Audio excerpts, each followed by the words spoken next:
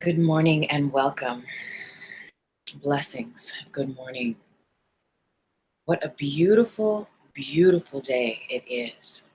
What a gorgeous day it is outside. The sun is shining. The hummingbirds are buzzing all around. And it is simply a delightful place to be existing right here, right now. We are so, so very blessed in so many infinite ways. And today we give thanks. Today we start with gratitude for this beautiful life, for all the gifts that are within us, and all the gifts that surround us, that come to us through the blessing of people, places, and things, from nature, and from this divine source of all creation. We give thanks and we bless it all. We welcome all the love and light of this universe today and in all ways. Good morning, everyone. I am Tuesday May Thomas, and this is 4D Trinity. It is here where we bridge fourth dimensional consciousness through the unity of mind, body, and spirit. We're going to talk about that this morning, along with what if this is your last incarnation on Earth? Very powerful topic. I know it's been a powerful theme for me in this last week. And I came across this little journal, this little notebook of mine from, I don't even know how long ago, many, many years. And I found a few intentions that I had written. And I'm going to share them with you. It is my intention to excite and ignite within all beings the transformational path of self-healing.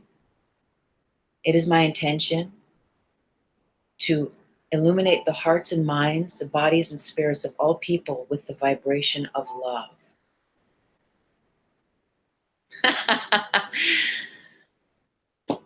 Maybe that's all we're here to do. Maybe that's all we're here to embody, is that love and that light, and to excite and ignite that within one another. That we can come back to our true selves, the true parts of us that are in alignment with source, are in alignment with love and with light. What if this is your last incarnation here on Earth? What does that mean to you? What could it mean? Does it mean that you have to be perfect in this life? That you can't have any ailments? That you have to have a perfect body and a perfect job? What does it mean if this was your last incarnation here on Earth? Do you feel complete on several levels of your karmas, those karmas that you are aware of, that walk with you in this life? And if you feel you are not complete, are you ready to complete? Are you ready to allow a greater order of grace to come into your life and to channel it consciously through your mind, through your actions, through your words and deeds, to create those correct conditions of wonder whereby that divine completion is allowed? We had this amazing full moon lunar eclipse yesterday, and according to astrologists, we'll be feeling the effects of that for the next 6 months. And as you know, we had those massive set of eclipses last year through the fall time, the end of August and September.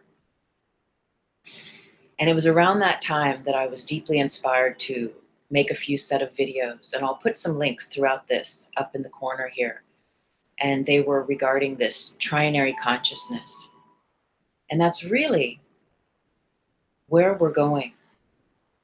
If we are allowing ourselves to be in consideration that this just might be our last life here on Earth, and if you're watching this now or later, chances are this could be a reality for you. If you are interested in exploring being in the world and not of it, if you have an interest in healing your life, in serving others, in the path of healing their own lives, then this could be it for you. And Trinary speaks to exactly what we do here at 4D Consciousness. The unification of the mind and the body with the spirit. The mind is equal to the emotions, so we leave the emotions out of that equation because the emotions are directly driven by the mind stuff. Yes, and vice versa, though the mind is the main computer that gives rise to those chemical reactions and those shifts in our emotions. The spirit represents your perfect blueprint, your blueprint of perfection, of you being the highest, holiest version of yourself on this planet, here and now and evermore. You see, and it's when we allow that divine unification that we say yes to healing, that we say yes to relieving ourselves of grudges, of resentments, of unforgivenesses. And in that way, our load becomes lighter and we can, with greater ease, travel the course of this path through life and bless every step of the way and welcome every situation because we see through the veils of illusion, we see through a different perceptual lens than that of the world that is rooted in binary, rooted in opposing forces, rooted in duality. And you see, the world will always be rooted in duality. Love versus fear, love or fear, light or dark, light and dark, heaven and hell. And I know I speak often of us bridging heaven on earth, of us creating the correct conditions within ourselves that give rise to the feeling realization of being in the world and not of it, of really being free of the gravitational pull of this world. And let us realize and recognize that the gravitational pull of this world is rooted in those opposing forces of right and wrong. And we can get stuck in that, in our own thoughts, feelings, and considerations of what is right and what is wrong. And so that keeps us bound into the drama, the Leela, the Maya, the play, the movie that is this world. And there's nothing wrong with that. Yet there's more. And if you're on this path of self-discovery, of self-healing, of self-realization, then you come to realize that there really is more. And that you perhaps are a happier person in this world when relieved of those considerations and those needs to push and to pull and to force a certain will in this world, to have and to hold, to grasp and to control. Because we realize that that keeps us bound into the play, into the movie that this world is. And it's a big, big leap. It's a big leap. Because if this is our last incarnation here on earth, it puts a spin on many different levels of our being. It puts a spin on how grateful we are, how grateful we can be in appreciating those people, places, and things in our lives, right? The highs and the lows. Good morning, Will. Nice to see you. Hey, 789, blessings, welcome. So yeah, our topic is deep this morning. And getting back into the realization of this trinary consciousness where we recognize our soul source being, rooted in love, rooted in light. And we move further and further away of needing to prove ourselves, of needing to attack one another, of needing to defend, of needing to make anything right or wrong.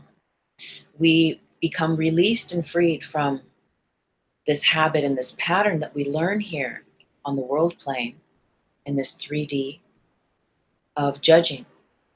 We understand that as long as we continue judging and creating really strong beliefs in one way or another, that we are contributing contributing to that collective matrix. And the matrix is that polarized level of us being the polarized level of our consciousness being pulled in one direction or the other. You see, and here's what I've come to realize is that even heaven,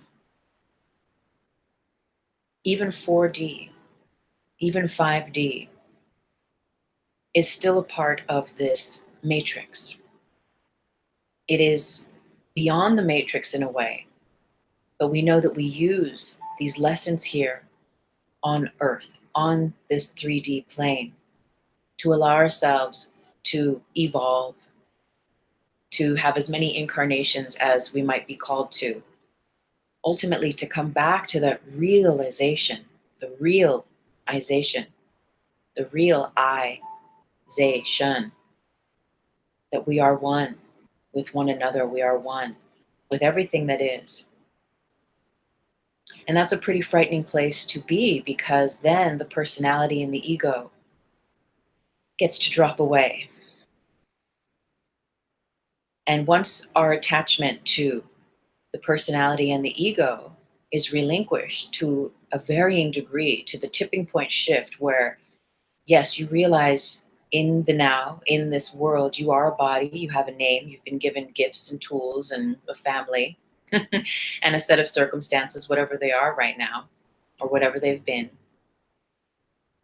And the thing about creating heaven on earth and bridging this fourth dimensional consciousness is going beyond all of those things that keep us bound to the gravity of the grids and creating the correct conditions for ascension so that we can live in this parallel dimension of peaceful being, of love and light, of a higher order where violence and war and the fragmentation of our multidimensional being is no more.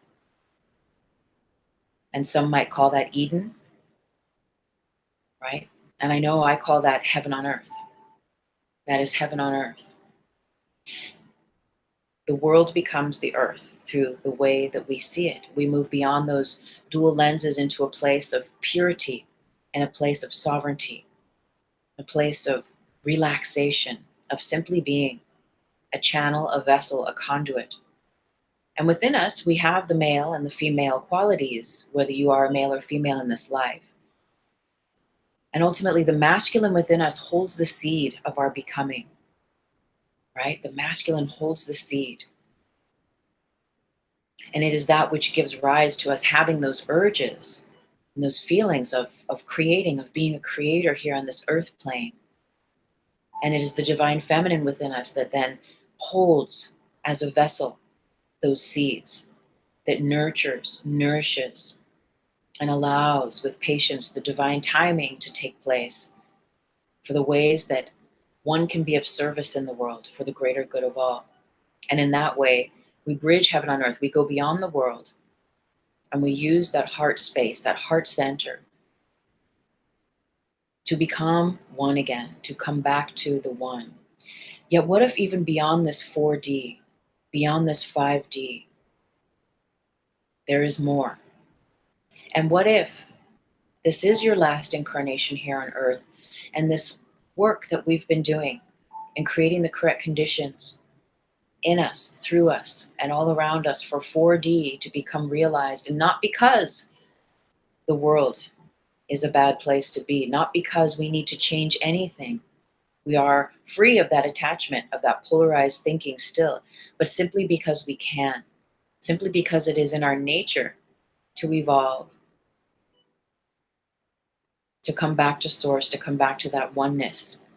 But it is through this physical being, through this mental body, through our spiritual passages in life that we remember that we come back to those realizations. And what if we're just setting this all up for all others that are ready to be there, to have and to hold, and to embody that 4D, that 5D consciousness? What if we are simply creating the scaffolding, the stage, the root grids in that matrix that is polarized, yet not to say that it still doesn't hold all the love and the light of the universe? And remember, we use those loving, those light-filled thoughts, action, words, and deeds to move through that labyrinth of grittery, to get back to source, to get back to one, to remember that we are that. And ultimately, there's this sense of going beyond it. But really, we're not going anywhere. The practice is always to be here now, right?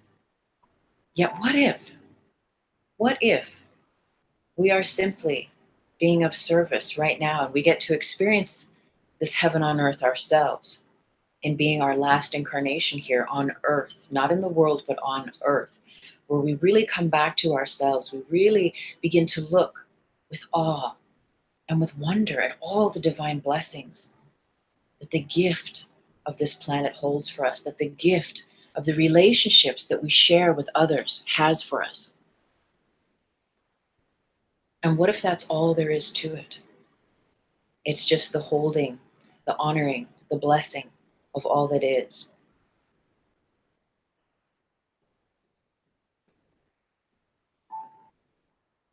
"789 says, I know all about how the ego can get in the way, especially my male ego." Thank you for being so honest. Yeah, we have these parts of ourselves that will tend to drive the mechanism, drive the journey and the path.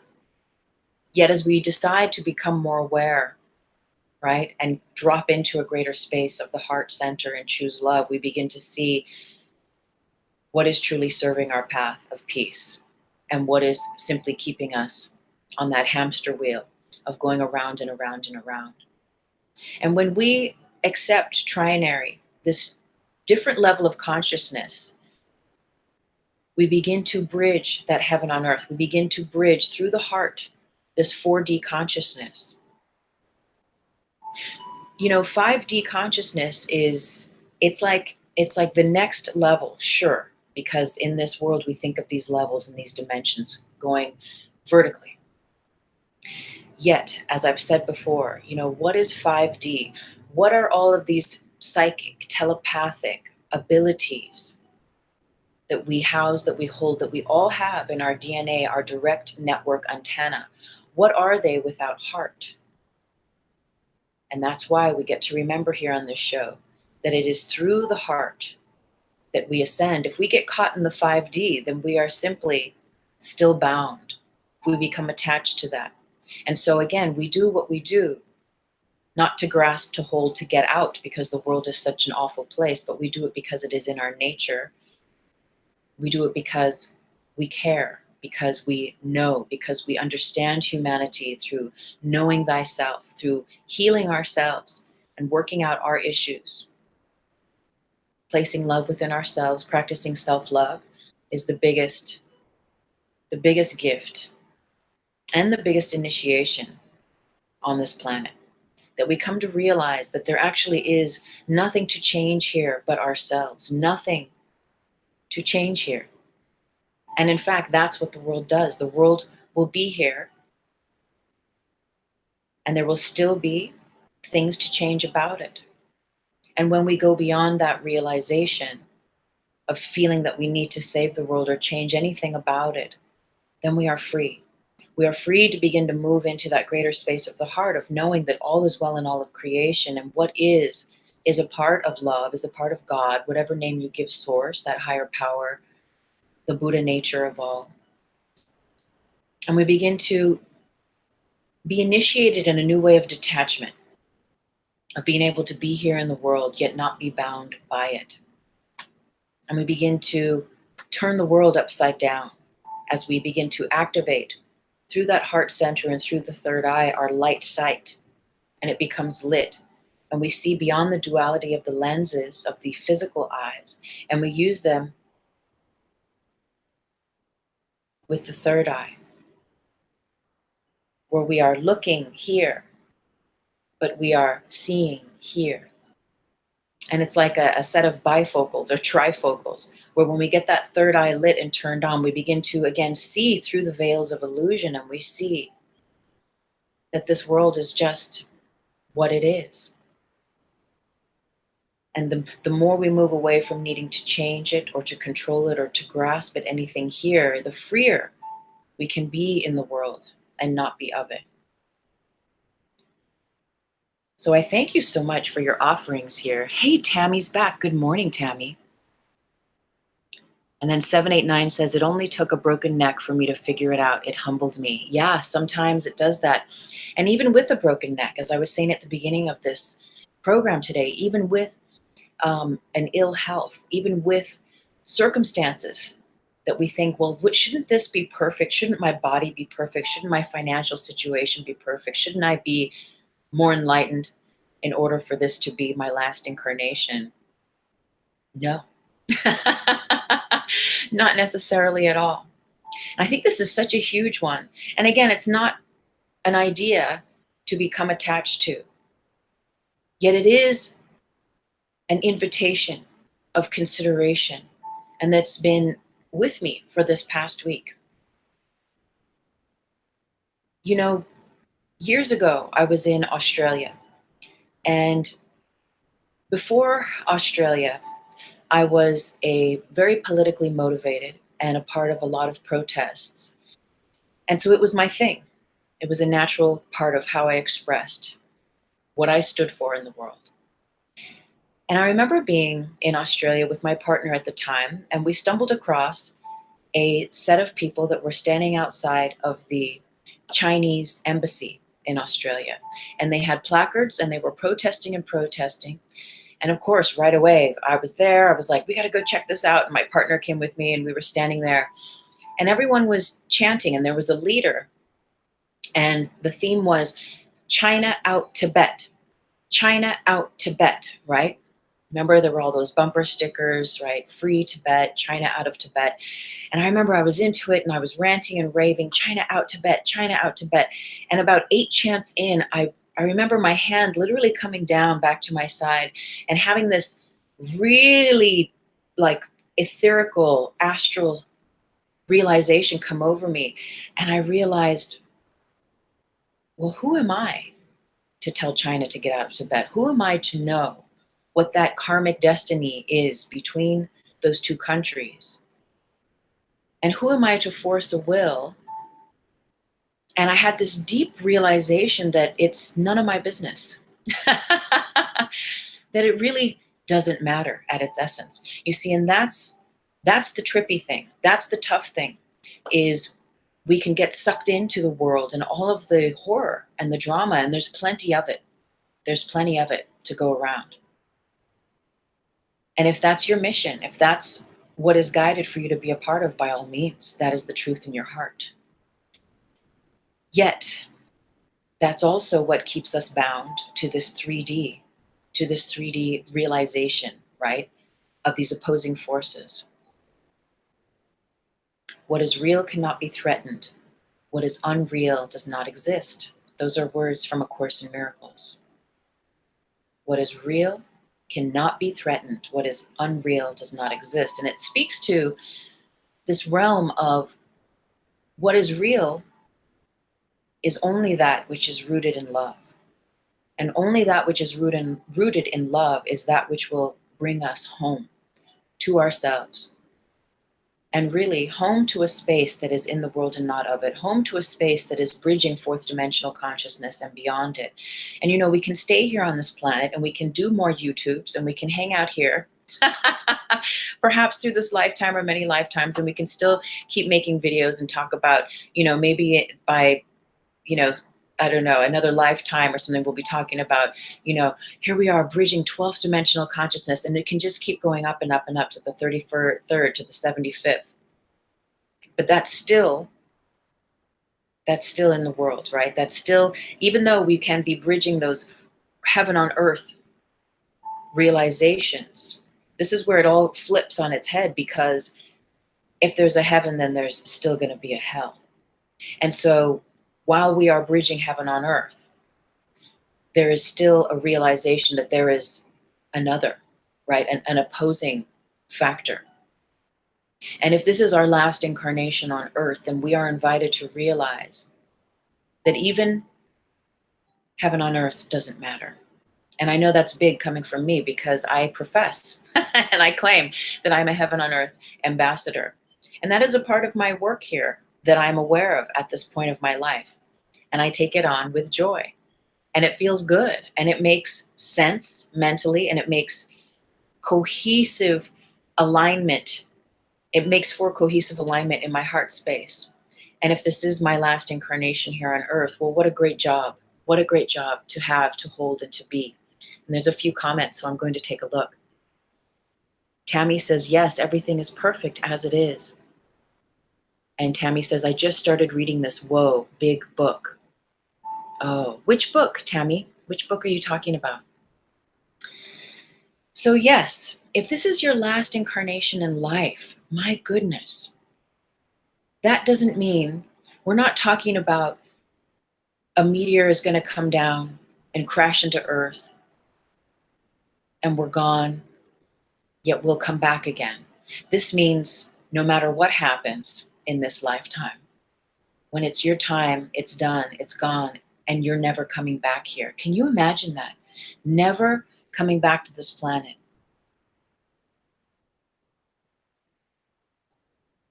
We reach altered states of consciousness in our meditations, our spiritual practices, or our medicine journeys to work out on one level certain paradigms where there is still holding of grief, of resentment, of unforgiveness, and places that require healing. Yet once we bridge that and work that tipping point to the different scales, then we are in those altered states of consciousness to wonder, to be in a state of wonder, to move into a plane that is exciting us and igniting us and awakening us to that which is beyond even heaven on earth, even fourth dimensional conscious, that is beyond. We use trinary, right? This mode of understanding first the duality of this world, and then the understanding of how to use those aspects of our multidimensional being to create the one. You know, when we truly tap into our oneness and we remember and realize unity consciousness and that we are indeed one soul, one heart, one mind in this universe that we call the universe, when we realize that, that's our initiation. It starts to be like, whoa, so I'm never going to see my mother again. I'm never going to come back and hug a tree again. I'm never going to drink water again. You know, am I going to have a chance to swim with the humpback whales again? If this is your last life, your last incarnation here on earth, what are the things that you would do differently? And I'd love to hear from you in the comment box. What would you start doing? How would you start changing how you live right now in honor of that? How would it make things different? Oh, A Course in Miracles. Yes, Tammy says A Course in Miracles. It is such a powerful book. It is a total game changer. It is a mind training that helps us to realize and realign our considerations of duality, of polarity, of judging, and of coming back to source. So we use these tools in this world. The Merkaba, which I know I've promised. I was looking at old videos on YouTube, and I had promised last year that I would make a video whereby I would go through it with you breath by breath and break it down. And I promise we will do that. I've just had a book to publish and other things going on in my life. But even that practice, if you're familiar with it, we are accessing our energy vehicle, one of our energy vehicles, but it is really, to my awareness and through my nearly 20 years of practice with that meditation, it is the premise through which once we activate this chariot, this vehicle of ascension, that is how we move through the dimensions. That is how we can, with easier grace, right, move into these other dimensions of being, the fourth dimension, the fifth dimension. And it all has to do with opening the heart. It all has to do with calibrating, again, the Trinity of you, the mind, the body, the spirit. Remember, the spirit holds your divine blueprint of your perfect health, of your perfect well-being, of your perfect peace. And the Merkaba meditation brings us into creating the correct conditions within our energy vehicle so that that becomes the truth. And then it is with greater ease that we move through the world and we can see beyond the veils of the dual vision and remember that love is the truth. And when we remember that love is the truth, we remember that we can choose love over fear. And that it is the exercise, the spiritual willpower, your spiritual will, the muscle of your spiritual will to choose love over and over and over again. I was invited to be a guest speaker last weekend at a lovely class that that the teacher is speaking on many different new paradigms with his students, and he invited me to speak on shamanism and on ayahuasca and altered states of consciousness with regard to that. And I was so inspired after that talk that I sat down and I did a little video last week. I'll put a link here. I do talk a little bit about aliens too, and other beings. And it's just very interesting because it's these altered states of consciousness, it's these practices that we are guided to be with that invite us into the realization that we are not a body, that we are so much more than that, that we are love eternal. Or as A Course in Miracles would say, we are God extending itself eternally, right? Love simply is. God simply is. And again, whatever name whatever name you give that love, that source, that energy is. And it is interesting because even this universe, if this is our last incarnation here on earth, even this universe is our creation. Even this universe is a part of the matrix. Even this universe is a part of the matrix, is a part of the collective consciousness. For what is the universe without us? What is anything without us? What is anything without us? Giving it a definition, giving it matter, giving it our time and attention for it to be and become something. Our environment is alive and aware, and it reacts to our awareness of it. It reacts to our perception of it. And we get to know this more and more, that when we see through that light sight, see through that third eye vision, where we see love and only love, that's the metaphysics of bridging heaven on earth. That's the metaphysics of collapsing timelines. And as we heal more and more of those parts of ourselves that have attachment to the duality, to the binary system in this universe, that we begin to connect with the finer frequencies, with those grids, with those collective networks of consciousness that are deeply rooted and based in love and in light. Because this earth is a beautiful place. This world is a beautiful, beautiful place. And how much more beautiful could it be with you sharing your gifts? If this is your last incarnation here on this earth, what would you do differently? Tell me now in the comment box. I would love to have a little bit of this conversation, or a big conversation with you. And Will says, and a Merkaba is just fun. It is. It really is fun. It helps us remember our lightness of being. And I love that Will wrote that, because ultimately it's all light. And I think that's the big thing, right?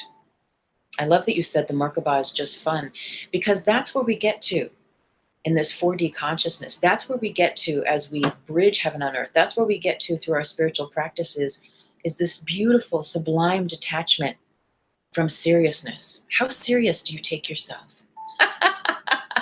Seriousness is rooted in our ego, right? And I know there's times it's life. There's times for seriousness. The moon can have its pull on us, you know. I know a couple nights before the full moon, I had my tears. I had my welling up of realizations and a beautiful purification and a release.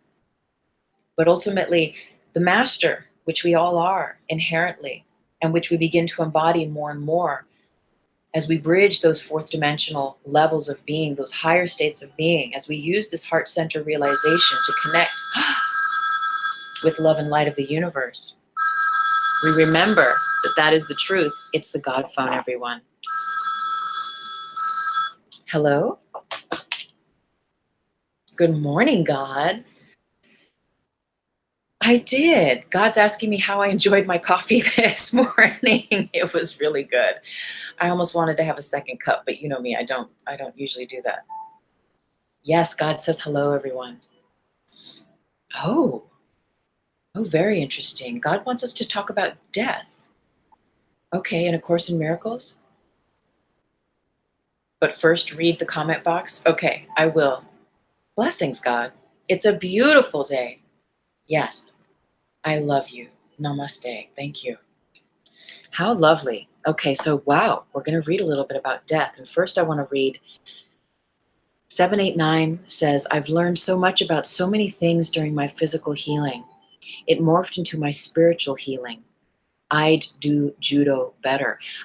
So it sounds like you feel that from your breaking of your neck, that this is bringing you to a new level of awareness and spiritual healing, and that from this point on now, as you heal and you get back into your judo practices, it will actually make you a better practitioner, which is so juicy and powerful. Thank you for sharing.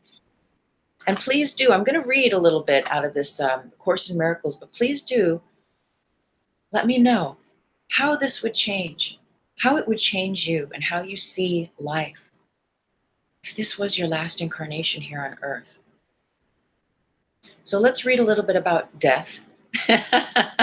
Lovely death in A Course in Miracles. And okay, so this book consists of 3 books, A Course in Miracles. The first part of the book is text, which breaks down a lot of the lessons and the teachings. The middle part is comprised of 365 lessons, one for each day that you can read, that has offerings, meditations, exercises, and ways to begin to train your mind in the way of love. And then at the end of the book, the back of the book, there is what is called the Manual for Teachers, and number 27, What is Death? And I'm guided to read number 6 and 7, the last 2 paragraphs. And so we'll just read them. And the last to be overcome will be death. Of course, without the idea of death, there is no world. So death is a worldly consideration. All dreams will end with this one. So the dream of the world will end. This is salvation's final goal, the end of all illusions. And in death are all illusions born. What can be born of death and still have life? But what is born of God and still can die? The inconsistencies, the compromises, and the rituals the world fosters in its vain attempts to cling to death and yet to think love real are mindless magic. Ineffectual and meaningless. Wow. This is a trip because, you know, today's the first day where I've been talking about that even heaven on earth is still a sense of binding, of bounding to that collective consciousness. It is still a part of that. It is the finer frequencies of that. It is going beyond it and connecting back to source and to one and bridging it. But it's still a part of the identifying of this world plane, yet the world then becomes the earth plane. And so in that way, that last sentence really speaks to me. To think love real and to cling to death are mindless magic.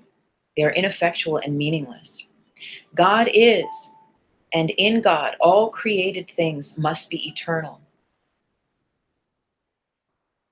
Do you not see that otherwise God has an opposite, and fear would be as real as love? So in effect, if fear is real, if hell is real, then is heaven real? Then is love real? As long as we're looking at it through those dual lenses. And that's why the practice of trinary vision, of turning on our light side, of all of our spiritual practices help us to attune and align beyond the veil and tip the scales in the way of love so that we recognize and realize that love without an opposite is what is eternal. That's what the Course in Miracles is talking about, that God is that eternal.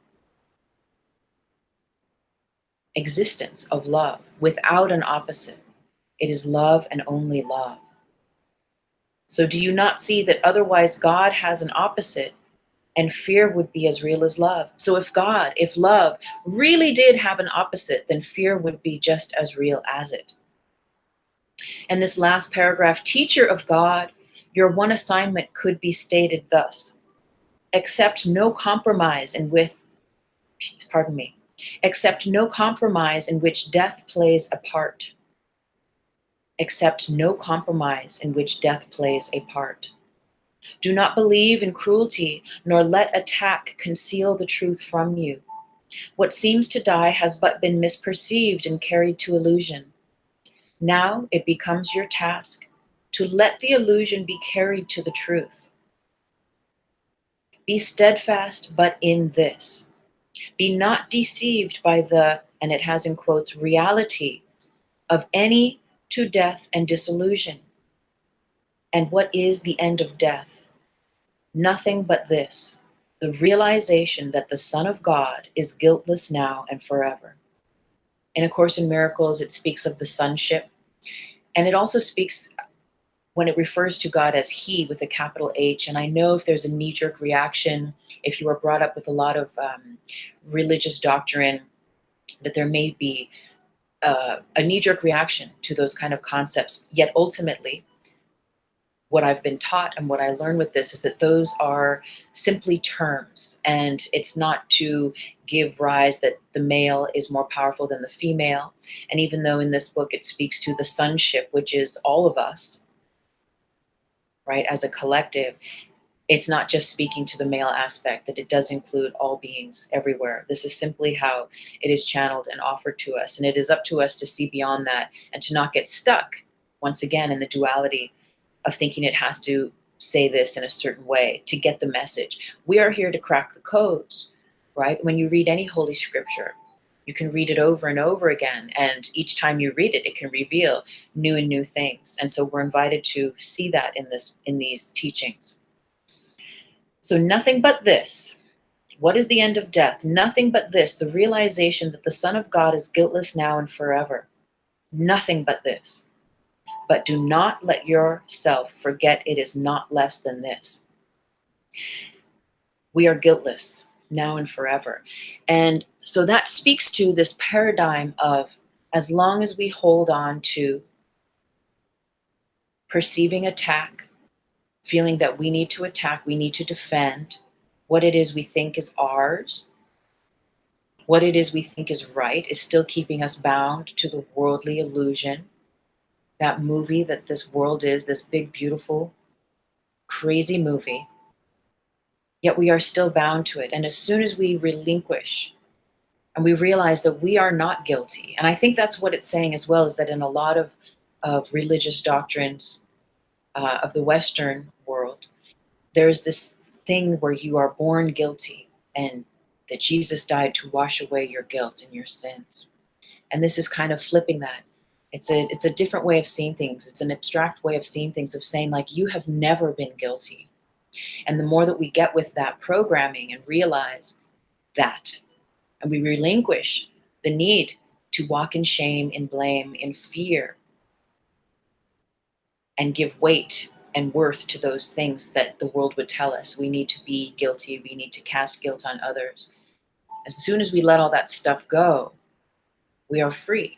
We become freer and freer and unbound by the duality, by the polarity, by the binary system.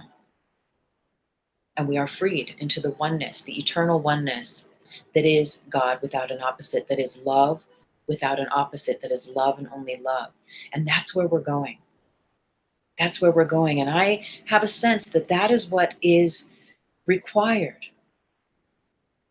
If this is our last incarnation on this earth, there is a sense that that is a part of what we would realize. That is a part of the puzzle within us, that coming into that realization would give rise to that freedom, to that sovereignty, where we stop requiring the need to complain about ourselves, our lives, or others. We stop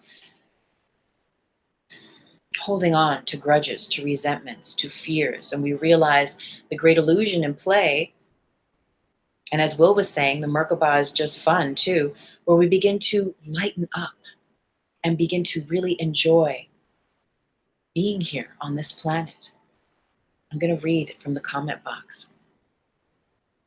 Will says, so bridge builders eventually finish making a bridge, then it can be crossed. Yes, yes, that's what we're talking about. Absolutely.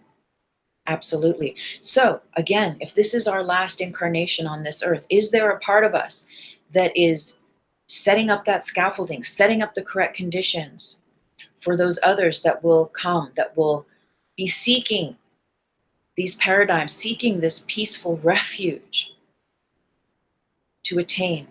So we know that as we create the correct conditions within ourselves, as we create those blueprints within ourselves for divinity, for perfection, that it creates a ripple effect.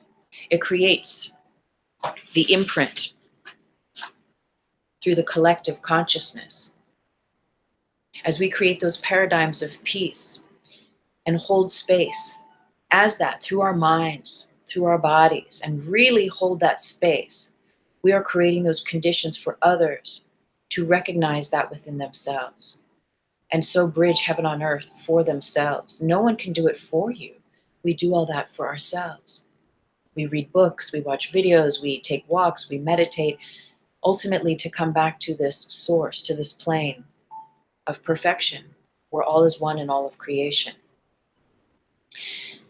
And it is the relinquishing of those paradigms that give rise to duality that allows us to be free, that allows us to enjoy.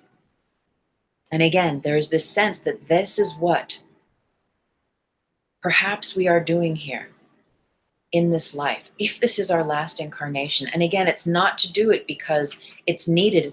We're doing it because it is in our nature. It is our divine nature. Beautiful friends and family, this is what we do when we get turned on, when we turn on that heart, when we get turned on in that third eye, that pineal gland, and all the glands in the body, and our energy vehicle vroom, vroom, vroom, vroom, vroom, vroom, vroom, starts to activate, and we're moving through this world, through the dimensions of love and light in our activated Merkaba, when we are seeing the other options besides duality, besides binary systems, when we recognize and receive a trinary vision, the vision of our light sight, we ascend. And just as all of those great masters over all time and space have created the correct conditions for you and for me to remember now our truth, and to create and to have and to hold passageways and pathways for us to live, embody, and be that now. Isn't that such a gift? Think of the grid system one more time. Think of this grid system. And remember, this is generated rhythms of interconnected dimensional systems. All of the monks, all of the nuns, all of the divine light beings, the alchemists, the Teslas, the Mother Teresas, right? Whoever are your saintly beings that have walked this earth,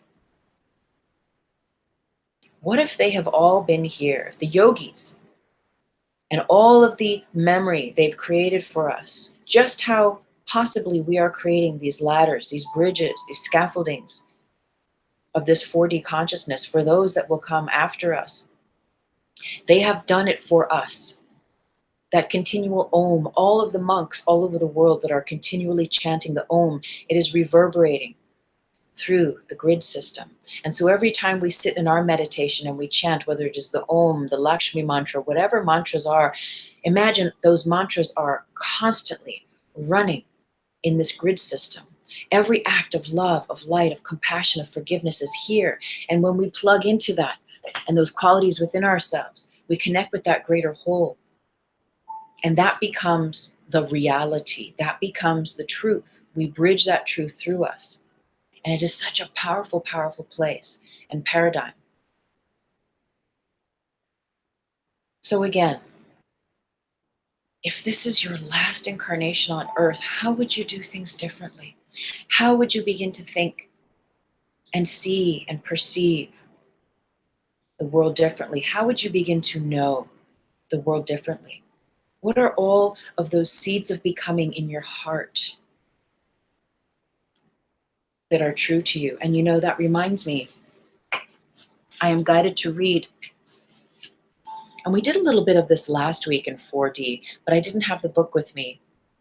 And I'm guided to read these couple of questions, and they are fill in the blank questions, where we get to just do a little questing. I think this was included in one of those meditations we did recently, which are so far out and so beautiful and deep. And I'm doing my best to find the page right now. Let's see. It speaks to us really traversing the truth in our hearts and those aspects within us that we know are true to us. And so if you just allow that and we let everything go to the wayside, what an experience could this life be? I found the page. This is my book, How to Manifest with the Law of Vibration. The subtitle is Why the Law of Attraction Will Only Take You So Far and How to Surpass It. This is about us bridging heaven on earth. This is about us learning to live by the law of vibration. And the law of vibration is the truth in your heart. And it is a law that is unbreakable. It is a law that is unbendable. The truth in your heart holds your seeds of becoming, holds the divine adventure that you may live in this lifetime. And this book is all about bringing us back to living that truth. And within it, there are 8 keys, tools that help us to come back to those deep realizations within ourselves, to come back to the truth within ourselves. And that's all this is about. And the truth within yourself will always be divinely connected to source, to love, to light, to God. And it is that bridgeway that creates the transformation and the transference of our consciousness from one level to another. So I'm going to read this little paragraph and these couple of questions, which you're going to be invited to fill in the blank. And you can type, you can leave a little comment of what you get, or just consider it. How do you know if something you want to manifest is from the truth in your heart? Chances are you have known the truth about you your whole life. Use the following exercise and see what happens. Use it over and over and over again over periods of time.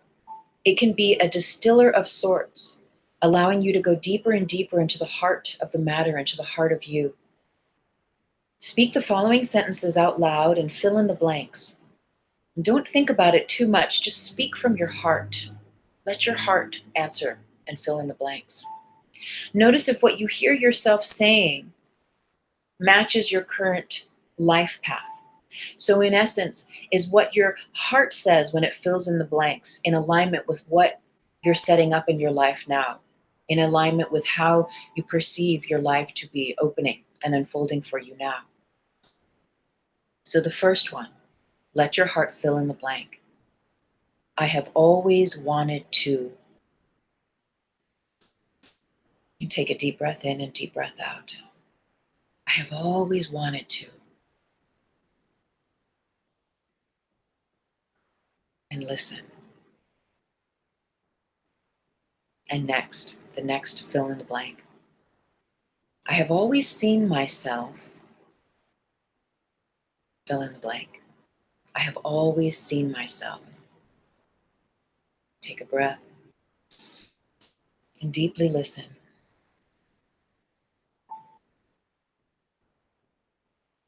And the final fill in the blank. I always imagined I would. I always imagined I would. Fill in the blank from your heart. Take a breath in and out.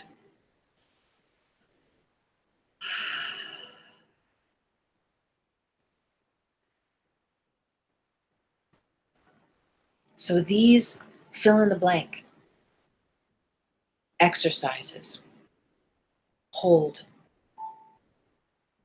your pathway, your breadcrumb trail. Those things that are within you, that part of you that answers those questions from the heart of you, are deeply attuned with the part of you that, if it resonates, may have the pathway for you to possibly experience this as your last incarnation on earth. Because what if all those answers to those questions, what if all that stuff can really come to pass in this life? Would you allow it? Would you allow it? Can you get out of the way of fear, out of the way of self-doubt, of unworthiness? Because remember, if we are here, and if we are here indeed at all, and if this is our last incarnation on life, or not, I'm sorry, if this is our last incarnation on earth, then wouldn't it just be delightful? A divine serendipity, just beautiful synchronous blessing to allow ourselves to really create the correct conditions within us to say yes to the opportunities, the possibilities, and to go forth in life to allow that and to create it, so that those experiences come in the most high ways, in the most blessed and blissed ways that serve not only your good, but the highest good of all. You know, when we live the truth in our hearts, we light up our divine piece of the puzzle. And when we light up our divine piece of the puzzle, all of the other pieces of the puzzle become lit too. And we're already interconnected, yet when we interconnect and light up that direct network antenna, that DNA within us, we connect and we light up. We create the correct conditions for other DNA to awaken throughout us, but also within that one mind, that one heart, that one being, that one essence, that source that we are all a part of. And so we remember together the truth.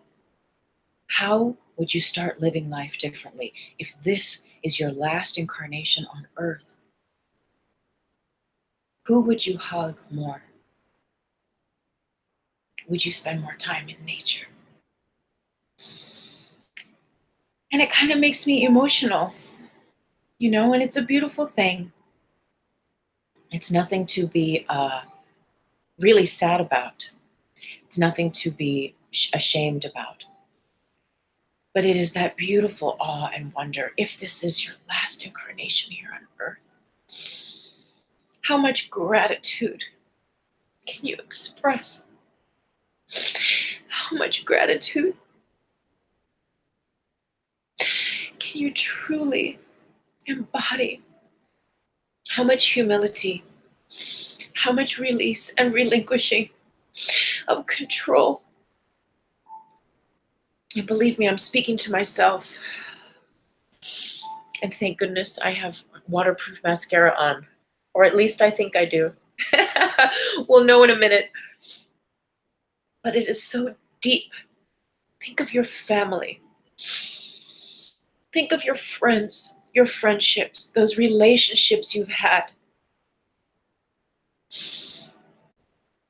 where there's still some peace to be made. We're gonna, you know, I know these shows have gotten a little longer and longer and longer, and as a part of our ending today, I've been using the drum. Last week, it was very cool to use the harp. I haven't played that harp in a very long time, and I really don't play the harp. You know, and I know I've tried the crystal bowl a few times, but today, I don't know if you can hear it, but in the background, I have this beautiful harp music on. And what I'm guided to do is to read a series of affirmations that we may remember our truth by, and that we may just come into the expanded version of ourselves. So there's a little comment. 789. Oh man, I've felt all those feelings while going through what I went through. Yeah, 789 here is healing a broken neck. And you can imagine, or maybe we can't even imagine, how that would fully change your life. And again, whether it is a broken neck, whether it is an ailment, whether it is cancer,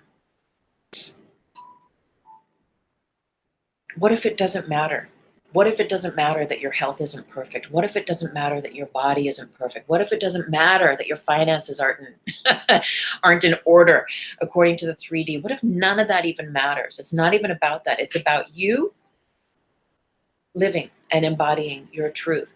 Those seeds of truth, we just went through that exercise. How would you start living life differently if this is your last incarnation here on earth? How much more grace could you allow to extend towards yourself and towards others? How much more patience would you have with trusting this path, your path of your heart? How much can you really allow yourself to live, love, and embody those seeds within your heart? And what if that is your mission? What if that, even despite your greatest resistances, what if those are the key? What if those are the key and the fulfilling forces that give rise? What if those answers that you got to fill in the blank, the little exercise we did, what if those are the last beautiful, spectacular versions of yourself that you have to be and embody on this planet? How beautiful. How beautiful the world would light up. Getting so emotional. And I guess because when you really think about it, there is so much. There is so much to be grateful for. And we started off this morning's live stream from a state of grace, from a place of gratitude, of giving thanks. And what if it's that easy? What if it's that easy? Yes, waterproof mascara. Thank you, Tammy. 789 says, it is still hard for me to say how I got hurt. I always feel like I'm skirting the truth. Well, and I wonder, 789, as long, what is really important? The most important thing perhaps is that you know the truth. And as you sit with that truth of what really happened to you with the breaking of your neck, only you know that. And only you know, as you sit with that truth, the Pandora's box, the labyrinth of what that has to give you, to gift you, to offer you, in light of you knowing yourself, in light of you getting beyond, as we were, in the offerings you said earlier, just all the ego stuff, the minutia that keeps us bound, that perhaps created the correct conditions for those experiences to occur in the first place, whether it's an illness, an ailment, whatever it be. And there is hurt, and hurt is a path of healing that brings us back to ourselves. If we allow it, we can get stuck in the loop of hurt and blame and shame. But ultimately, maybe perhaps a part of your gift is that as you come full circle and your own self-realization of what this passage of this broken neck and this healing part of your life means to you, 789. Not only will it bring you into greater grace and peace within yourself, and really, I'm sure, living life in a very, very different way of acceptance, of surrender, of humility, but also that you will naturally exemplify those qualities as a master. And whether you go to the mountaintop and preach them and teach them, you can do that. You can write a book about your experience and share about that, or not. But ultimately, it is the ingesting and the distillation process that happens within us that gives rise to the natural conditions of us realizing and recognizing those truths. And so those truths vibrate and emanate from us, whether we're aware of them or not. And so you will draw to yourself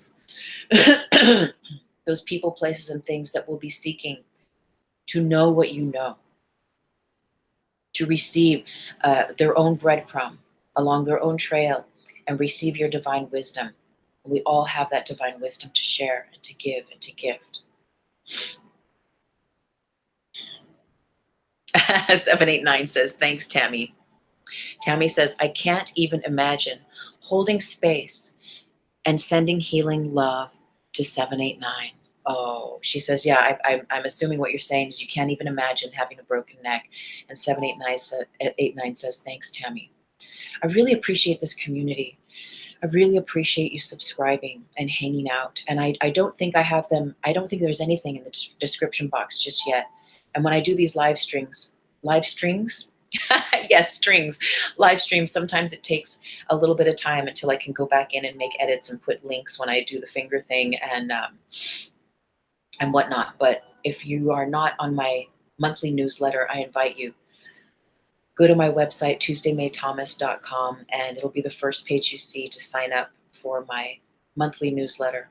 And when you do, you receive a copy of my book, The Higher Self, Blueprint of Mastery. But also we can keep in touch, and I'd love to keep sharing my teachings and what's going on with everything in my life, because that's the way that I teach and that I share, by sharing my stories and the information that comes through. And so, again, if this is your last incarnation on this earth, how would you live things differently? How would you live life beginning today differently? I'm going to read now. We're going to finish up, and I'm going to read. And so I invite you to sit back and receive this string of affirmations. And I also invite you at the end of this session this morning to pick up the phone and to call someone. And in fact, do it right now. Pick up the phone and call someone that you know you need to ask forgiveness of, or that you know you need to clear the slate with. You know that there is some stagnant energy there. There is some withholding of love. I invite you to do that right now or right after this session this morning. To begin now, begin today, and create those correct conditions. Create those correct conditions for love to fill you, to be free of the chains that bound you. I like to think about Pinocchio as being just such the great metaphor for the grid. Strings. When we are connected in this binary system, we are puppets on strings. We are all channels, channeling the grid constantly. And we know that as we choose, consciously or unconsciously, thought, word, action, deed, that they each hold vibrational frequencies, polarities that either connect us to love and to light, and which pipe down greater love and light to us, but that those are, in essence, what we channel then as our own versions of Pinocchio, as our own versions of puppets here in this world. And remember, there's a point where Pinocchio sings, "There are no strings on me." And that's where we're going to. There are no strings on me. That unattachment, that non-attachment to the world. And it doesn't mean the world has to be a bad thing. The world is just the world.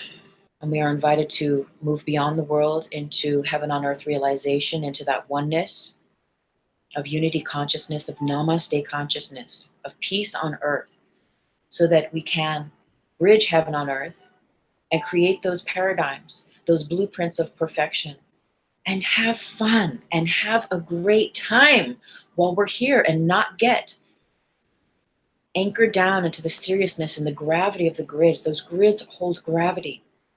They keep us anchored and bound to the limitations that we think are real within ourselves, that we think are real in this world. And so, who would we be? How would life be different if we allowed ourselves to go beyond? So in closing, we're going to read. We're going to read. So I invite you to sit. I invite you to close your eyes for a moment. And I'm not going to play any instruments this morning, but I am going to do my best to find the page where this all begins.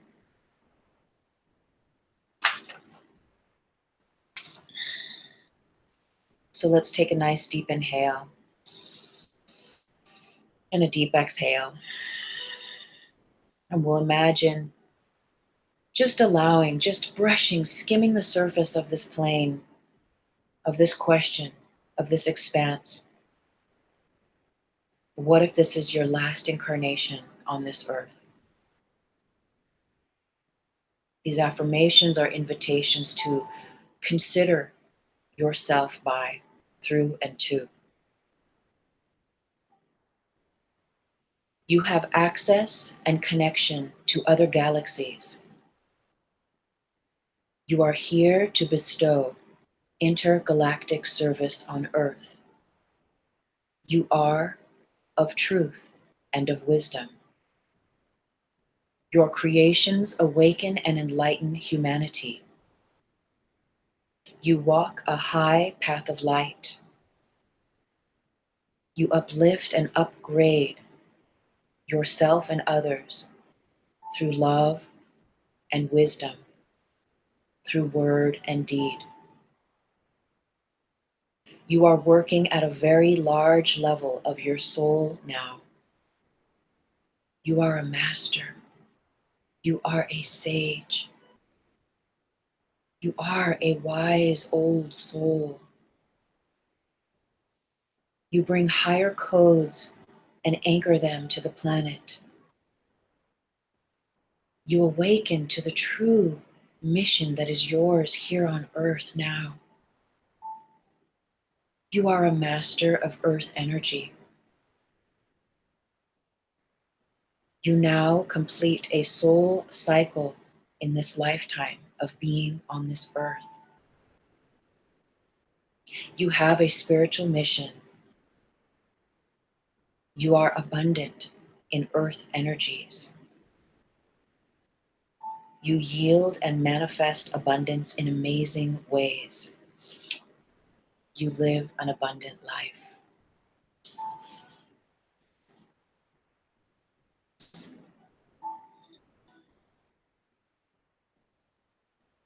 You embody, radiate, and attract loving energy. You are creatively fertile and abundant. You transform with loving grace. Higher powers walk with you. Life shows you how very blessed and abundant you are. Each moment your life is filled with golden love and golden light. The universe blesses you with abundance as a constant. Everything you create turns to gold. You are here to manifest the non-physical into the physical. You are a magician of the highest order. Your guides surround you and help you realize your path. You turn lead into gold. You are an alchemist. Your soul shows you how to alchemate and manifest authentic abundance and integral prosperity in this life now and share it with others. This is a part of your experience in this lifetime. You are wise. You are blessed. You are one with the mind of God. You are one with the mind of God.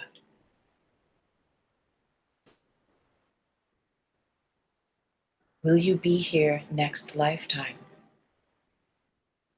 Are you completing now all of those dreams, visions, and myths within your heart?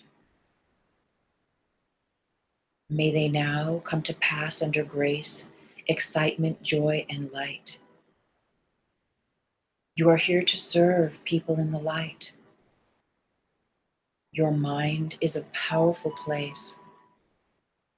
You hold so much power to manifest the non-physical into the physical, and to manifest the physical into the non-physical. Nothing can stand in your way. You are totally tapped into your personal power. You are connected to Source with the power to transmute negative experiences in your life to gold, to golden opportunities.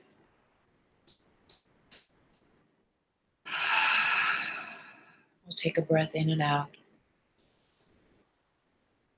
And allow that, and for any of all of those messages that resonate with you, that serve you to bridge the truth in your heart, to be it, to become it, to embody it now.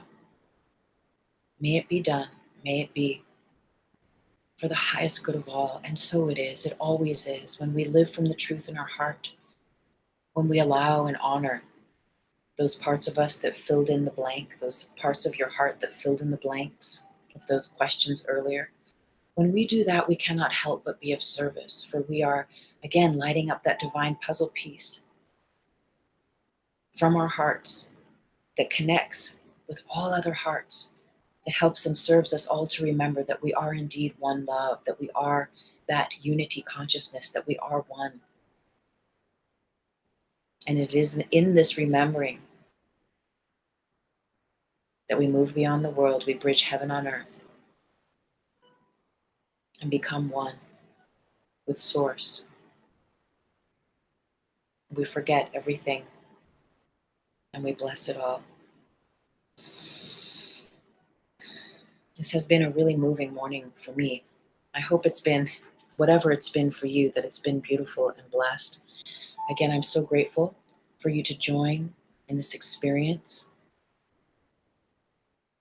I know for me, I'm following my heart and my truth and my path to facilitate and to be here now and to share these words and these teachings and just all that comes through.